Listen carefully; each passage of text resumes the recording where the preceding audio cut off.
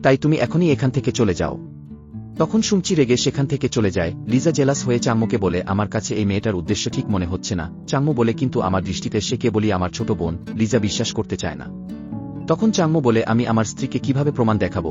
তাহলে চলো আজ রাতে আমরা আমাদের ওয়েডিং নাইট উদযাপন করি। এরপর রাতে যখন চাম্মু শাওয়ার নিচ্ছিল তখন সে ভাবে, যদি সত্যিই আমার স্ত্রী ঔষধি প্ল্যান্ট হয়ে থাকে তাহলে আমি তাকে কিভাবে পুরোপুরি রক্ষা করব, কি করব যেন এমন কিছু না ঘটে। এরপর চাম্মু লিজার কাছে গিয়ে অজুহাত দিতে থাকে, আমার জরুরি কাজ আছে, তাই আমি স্টাডি রুমে যাচ্ছি।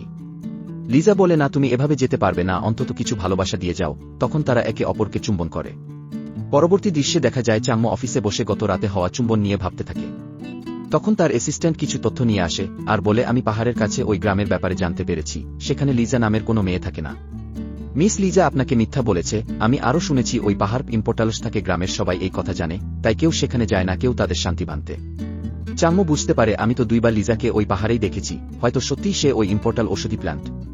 পরবর্তী দৃশ্যে লিজাকে দেখা যায় সে একটি মেডিকেল স্টোরের বাইরে দাঁড়িয়ে ভাবছে, চাম্মুর স্বাস্থ্যের অবস্থা ভালো না, এই জন্যই সে আমার সঙ্গে ওয়েডিং নাইট কাটাতে চায় না।